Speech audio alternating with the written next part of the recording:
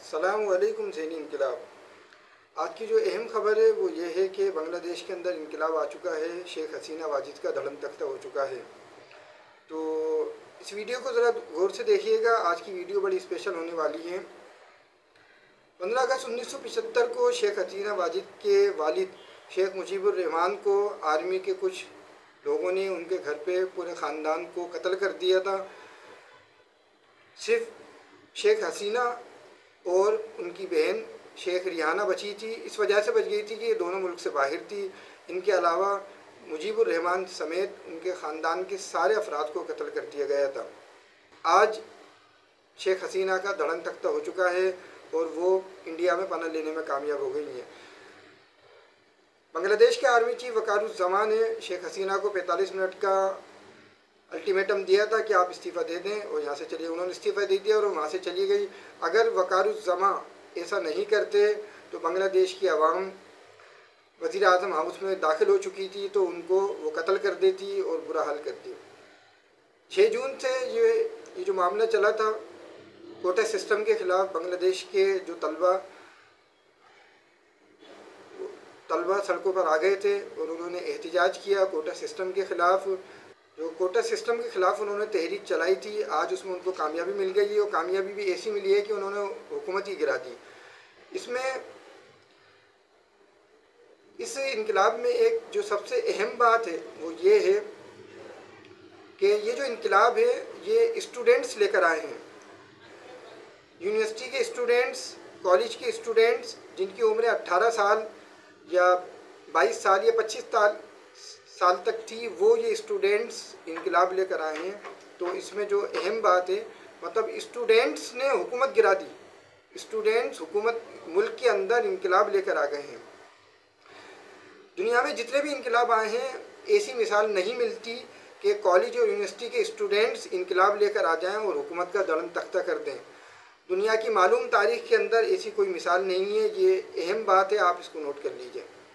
इस खत्ते के अंदर पिछले 4-5 साल के अंदर ये तीसरा इनकलाब है। 15 अगस्त 2021 को अफ़गानिस्तान में इनकलाब आया। फिर 2022 के अंदर श्रीलंका में इनकलाब आया।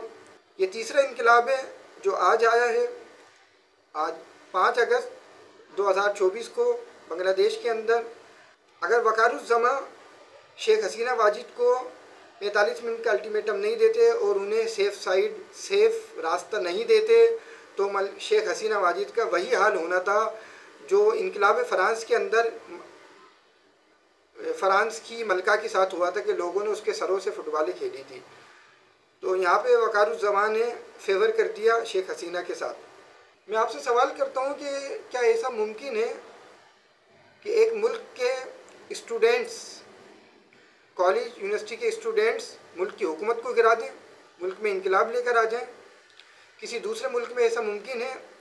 मैं समझता हूँ यकीनन नहीं, बिल्कुल भी नहीं। किसी दूसरे मुल्क में ऐसा मुमकिन नहीं है। तो जब दूसरे मुल्क में ऐसा मुमकिन नहीं है तो बांग्लादेश में ये मुमकिन क्यों हो गया? तो उसकी वजह है कि बांग्लादेश एक कौम है। तो बांग्लादेश के यंग नौजवान स्टूडेंट्स इनकलाब कैसे लेकर आ गए? तो उसकी वजह यह है कि जो बात मैं बताने लगा हूँ आप इसको ज़रा तवज्जो से सुनिएगा। बांग्लादेश के ऊपर दुनिया रिसर्च कर रही है। पूरी दुनिया के अंदर बांग्लादेशी अवाम इंतहाई मुहब्बे वतन अवाम है। किसी दूसरे मुल्क की अवाम इतनी मुहब्बे वतन नहीं है। बांग्लादेशी अवाम पूरी दुनिया के अंदर इंतहाई मुहब्बे वतन अवाम है, इंतहाई मुहब्बे वतन लोग हैं। उनका सियासी शऊर बहुत ज़्यादा है। जब मशरक़ी पाकिस्तान और मगरबी पाकिस्तान दोनों एक थे, उस वक्त भी मशरक़ी पाकिस्तान यानी बांग्लादेश वालों का जो सियासी शऊर था वो मगरबी पाकिस्तान से कहीं ज़्यादा आगे था। तो आज दुनिया इस पर रिसर्च कर रही है। लोग किताबें लिख रहे हैं, आर्टिकल्स लिख रहे हैं कि बांग्लादेशी अवाम अपने मुल्क से इतनी ज़्यादा मोहब्बत क्यों करते हैं। तो ये भी आप नोट कर लीजिए, ये एक अलग टॉपिक है। पैगाम मैंने आप तक पहुंचा दिया। सबसे ज़्यादा दुनिया में सबसे ज़्यादा अपने मुल्क से मोहब्बत करने वाली जो अवाम है वो बांग्लादेशी अवाम है। ठीक हो गया? तो ये है वजह। ईरान में भी एक कौम है, दूसरे मुल्कों में भी एक कौम है। ईरान में तो इनकलाब आया था, जो खुमैनी की जो क़यादत में जो इनकलाब आया था 1979 के अंदर, उसमें पूरी ईरानी अवाम ने साथ दिया था खुमैनी का, तो इनकलाब आया था। और उसमें भी मैं आपको एक बात ही बता दूं कि उस ईरानी इनकलाब के अंदर खुमैनी ने एक लीडर का रोल अदा किया था, तब जाके वो इनकलाब आया था। बांग्लादेश का जो इनकलाब अभी आज जो आया है, इसमें कोई लीडर नहीं था। ये भी आप नोट कर लीजिए, बहुत अहम बात है। 1857 के अंदर जो जंग आज़ादी हुई थी, जो अवामी बगावत हुई थी हिंदुस्तान के अंदर, वो बगैर लीडर की थी। दुनिया में ऐसी बगावत की मिसाल नहीं मिलती। 1857 की जंग आज़ादी में जो हिंदुस्तानियों ने जो बगावत की थी, जो हिंदुओं, मुसलमानों ने, सिखों ने, जो सब ने मिल के जो बगावत की थी, वो बगैर लीडर की थी। ये बात नोट कर लीजिए। और आज जो बांग्लादेश में जो इनकलाब आया है, उसकी भी अहम जो ख़ास बात यह है कि एक तो ये कि स्टूडेंट्स 18 साल 25 साल के तालिबे इल्म इनकलाब लेकर आए, और दूसरी अहम बात यह है कि बगैर लीडर के आए हैं। वो बाद में भले इसमें कोई सियासी जमात शामिल हो गए, कुछ एक्स आर्मी के लोग इसमें शामिल हो गए फेसबुक के ज़रिए, तो ये बात नोट कर लीजिए, इसमें कोई सियासी जमात भी नहीं थी, सिर्फ स्टूडेंट्स थे, और सारी आवाम भी नहीं थी। वो बाद में फिर कुछ लोग उसमें शामिल हुए, सिर्फ स्टूडेंट्स थे। तो एक तो अहम बात कि इसमें ये स्टूडेंट्स 18 साल 25 साल के नौजवान इनकलाब लेकर आए हैं, और दूसरी सबसे अहम बात, बग़ैर लीडर के, बग़ैर रहनुमाई के ये इनकलाब आया है। हसीना वाजिद का तो धड़न तख्ता किया है तालिबे इल्मों ने, बग़ैर लीडर के, कोई उनकी रहनुमाई नहीं कर रहा था, वो सब लोग एक दूसरे के।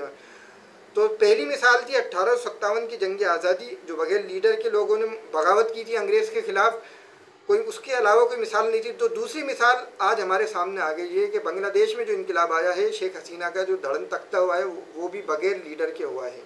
आवाम स्टूडेंट्स सड़कों पर आ गए, हुकूमत को चलता कर दिया। तो ये है।